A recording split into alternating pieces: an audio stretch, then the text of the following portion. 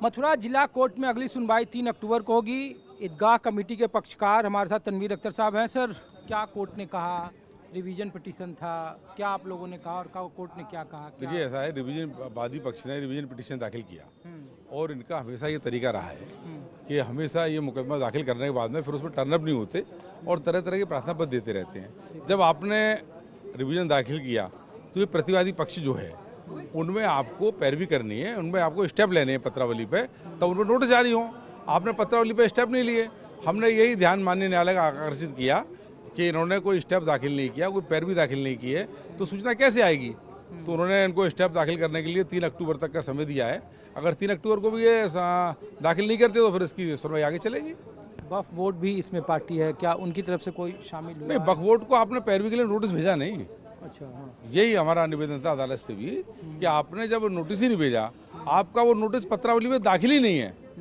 Notice कब माना जाएगा? जब उसकी पैरवी विधिवत तरीके से जो सिविल न्यायालय में होती है उसको आप पत्रावली में दाखिल कर देंगे। आप किसी भी अधिवक्ता के साथ में जाके पत्रावली का अवलोकन करा लीजिए। अगर इनके द्वारा कोई स्टेप लिया गया हो तो इनकी बात सही है। अनलगर प्रचार करते हैं, अनलगर जो बहानेबाजी करके लिंगर ऑन कर रहे हैं मुकदमे को। हम तो चाहते जल्दी से जल्दी इसका निस्तारण हो। और जब 25 जुलाई सिविल न्यायालय ने सीनियर डिवीजन ने निर्धारित कर दी थी कि प्रतिदिन इसकी सुनवाई चलेगी, तब आप चाहते हैं कि इसकी सुनवाई ना हो। फिर आपने एक टीए भी लगा दी, उसमें एक ट्रांसफर एप्लीकेशन भी लगा दी, क्योंकि जब आपके पक्ष में फैसला नहीं आया, न्यायालय ने विधि के अनुसार, न्यायालय ने कानून के अनुसार जो फैसला सुनाया उसमें यह था कि पहले 7 रूल 11 पे बहस हो जाए। तो आपको 7 रूल 11 सीपीसी के तहत बहस करने में आपत्ति क्यों है? तो उसकी मेंटलिटी बहस हो जाए। अगर मेंटलिटी मानी जाए तो आगे कार्रवाई चलेगी, नहीं मानी जाएगी तो उसकी कार्रवाई चलेगी। उससे बचने के लिए आप ये हथकंडे अपनाते हैं। तनवीर साहब, एक आसान शब्दों में बताइए कि जो हिंदू पक्षकार हैं वो कह रहे हैं कि वहाँ वीडियोग्राफी कराई जाए, वहाँ तथ्यों से छेड़छाड़ हो रही है, तो अदालत में उसको लेकर क्या डॉक्यूमेंट पेश किए गए? क्योंकि सिविल कोर्ट ने कहा कि डे टू डे सुनवाई होगी कि ये केस सुना जाने योग्य है या नहीं है। तो न्यायालय ने तो कह दिया डे टू डे सुना जाए। हाँ। इन्होंने ही स्थगन दिया, इन्होंने एडजॉर्नमेंट दिया कि हम डे टू डे सुनवाई नहीं चाहते, और इन पर पहले भी कॉस्ट होती 250 रुपये की। और जहाँ तक सर्वे की वाली बात है, वहाँ आप जानबूझ के तथ्यों को छुपाते हैं। साई मस्जिद ईदगाह में और श्री के जन्म स्थान पर सुप्रीम कोर्ट के आदेश से एक हाई सिक्योरिटी वहाँ मौजूद है, सीआरपीएफ मौजूद रहता है, पुलिस मौजूद रहती है, सीओस का पद है, कमांडेंट वहाँ रहते हैं, एसपी सुरक्षा का पद है। तो वहाँ क्या बदलाव हो सकता है? और ये सच्चाई को झुठलाकर एन कैन प्रकार जो अनर्गल प्रचार करते हैं। लेकिन ज्ञान वापी के आदेश को अभी कहा गया कि उसकी कॉपी भी हम लगाएंगे। बनारस और मथुरा का जो मामला है वो जमीन का है और जमीन से सिमिलर केस है। ज्ञान व्यापी और साई मस्जिद ईदगाह में बड़ा भारी अंतर है।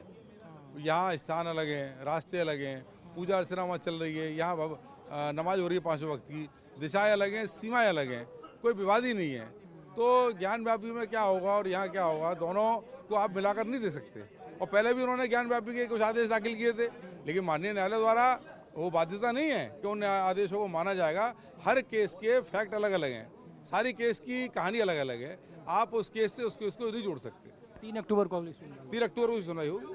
तनवीर अख्तर हैं, मुस्लिम पक्षकार के वकील हैं और कह रहे हैं कि हिंदू पक्षकार की तरफ से डॉक्यूमेंट बार बार बदले जा रहे हैं और अदालत की तरफ से जो प्रक्रिया, कागजी प्रक्रिया पूरी की जानी है उसे बार बार पूरा नहीं किया जा रहा है। इस वजह से अदालत में तारीखों का दौर चल रहा है। कैमरामैन उमेश राय के साथ ऋषिकेश कुमार, न्यूज़ 24 मथुरा।